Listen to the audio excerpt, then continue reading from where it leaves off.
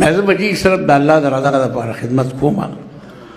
او چې تاسو راته دعا کوئ الله پاک ما خپل علم نصیب کړي. ما له هغه کتابونه راکړل مختصر المعانی حسانی پړمبي ګاله راکړل ایلا ولوړی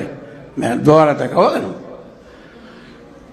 زمانه به چاپیره اتیا طالبان ناستو دې جومات کې بله د مولوي صاحب درس وګدو دی بله زما درس وګدو. بیا زما د یو خولې کې دننه ننکۍ راوخته لوی واقعه وه. ما 3 میاشتې تدریس وکړو اوس بیا پرېوتم. مولوي صاحب ما له بیا 3 وارې راغلو تپوس له ما ته وي د لیست مرین او بوډاګان درته ناست نه د نظره شوې که نه مولوي صاحب راته ووایي مې به دم راباندې واچو که نه هغه دا مې راباندې واچو 2,000,000 روپۍ راکړې مې دا چا شپه مې په دې ما عادت کوه مې خوند مه راکوه مه کوه ولې بیا چې تا وینم مې چې مولوي صاحب ما سره راکړي خندل مې ورته وویل نه دا د هلکه زه په خپل طبي خاطر ځم دا تنخوا مشاهره نه ده لکه سړی مېلمه دغه بیمار له دې نه څه ورکوي دا مې له هغه شی راوړو مې زه راکړه چې ته ویل او سراشنا برکتي پیسې وي اول مې چاته وي مې ما چې دا کور جوړ کړی دا ټول له مظهر په پیسې ما جوړ کړی دی لکه پیسې مې خو ډېر لوی برکت به وپکې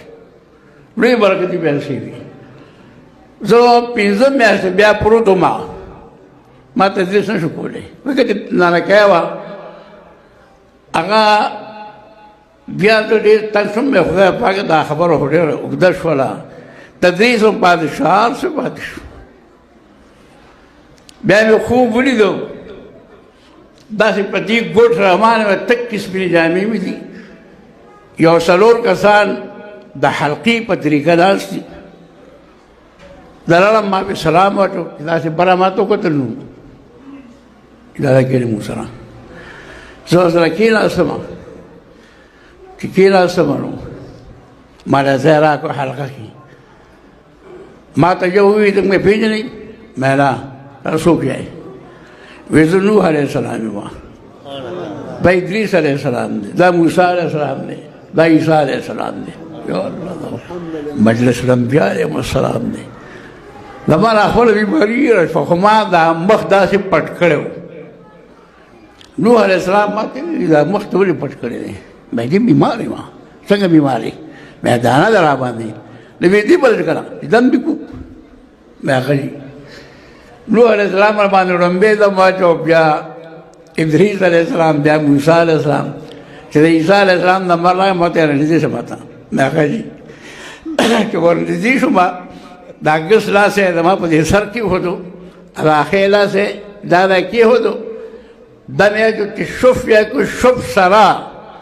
دومره زور یې ما له راکړو چې د ډېر زور او دردونو نه راویښ شوم. چې راویښ شوم زما د دانې نه ناو او وینو درار داسې کو روانې وي. اټې مې د کلي کې بجلي نه وه ما والدې ته خپل ټبر تېز راوړی او کپړې راوړی در سره چې هغې رالو والده سره ما ته وایي چې دا اوس چاوالی په چاړه داسې ده لا مې نور خبره پرېږده خو مې کپړې راوړی دا صفا کې بالا هغه ما له غټه دانه وه دومره که نه اما خبرې شروع کړې کله چې سهار شو دا خلک به تماشې راته وي مولانا دانه څه شوه مې بس الله ما ته څه پته ما ورته دا نه وي چې دا واقعه شوي صرف والد صاحب ته مې ووایي ما ته بچې دا دانه څنګه ختمه شوه مې دا په دې باندې انبیا علیهم السلام دمه اچولی دی یاره هغه په سجده پرېوتو په سجده پرېوت او په ژړا شو چې چېرته مونږ او چېرته انبیا علیهم السلام چېرته زما د بچې علاج داسې دي ډېر خوشحاله شو.